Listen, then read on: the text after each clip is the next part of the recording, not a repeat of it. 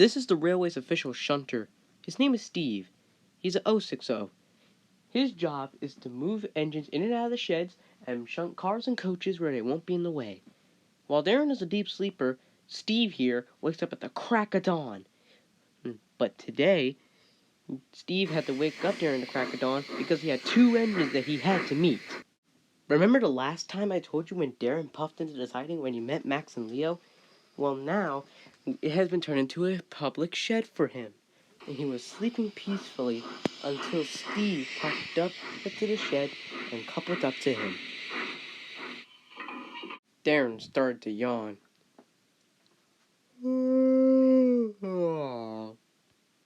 Is it morning already, Steve?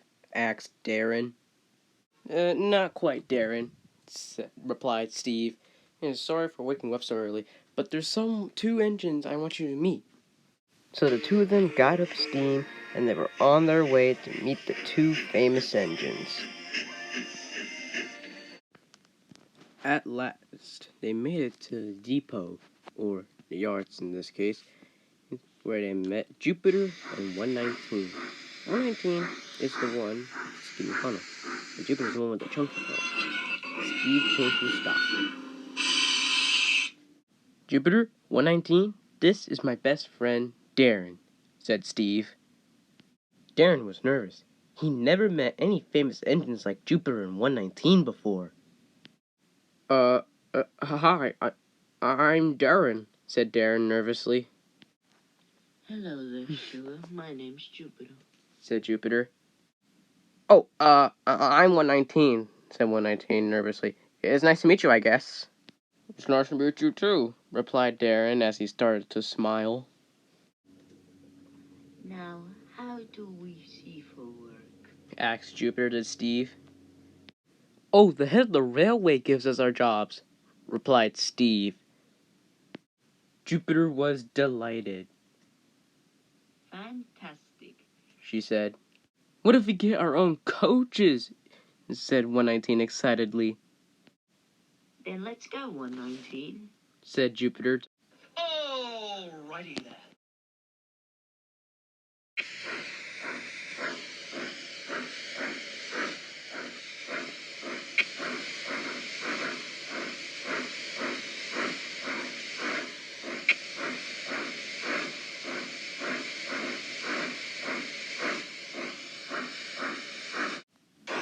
Then Jupiter 119 finally met the manager of the railway, Mr. Corral, or Carl, whatever how many people pronounce it.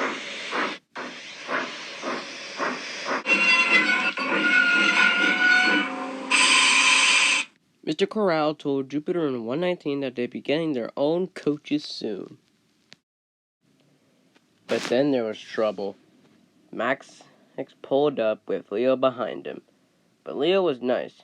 But Max, not so nice.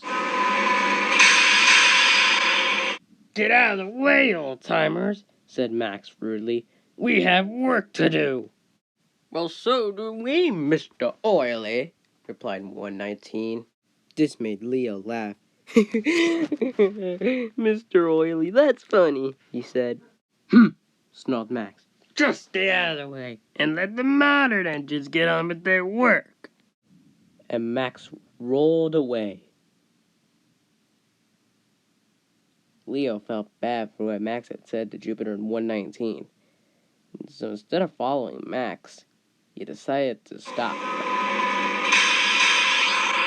I'm sorry about Max, said Leo. I'm afraid he's always like that. I'm Leo, by the way. It's nice to meet you two. It's okay, Sugar. Let's just get back to work, said Jupiter kindly. Later the next day, Jupiter was pulling a quadhopper down the main line. She wasn't used to pulling quadhoppers, but it was her first time. But then suddenly, she stopped near the point and gasped. She noticed that Darren was about to puff out of the siding with coaches on the points. Darren, honey, look out! Cried Jupiter. But it was too late. That finish later?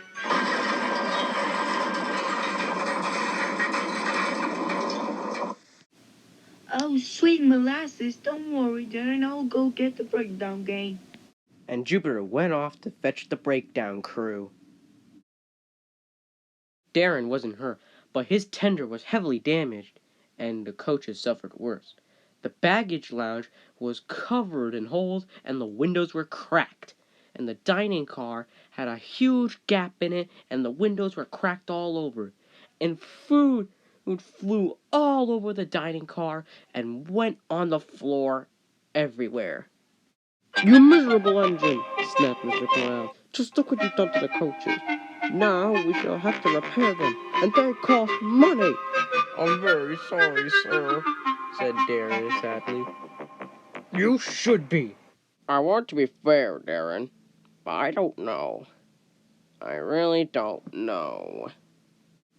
Darren had to have his tender repaired for months. And what did he do while his tender was being repaired? Well, that'll have to wait till next time.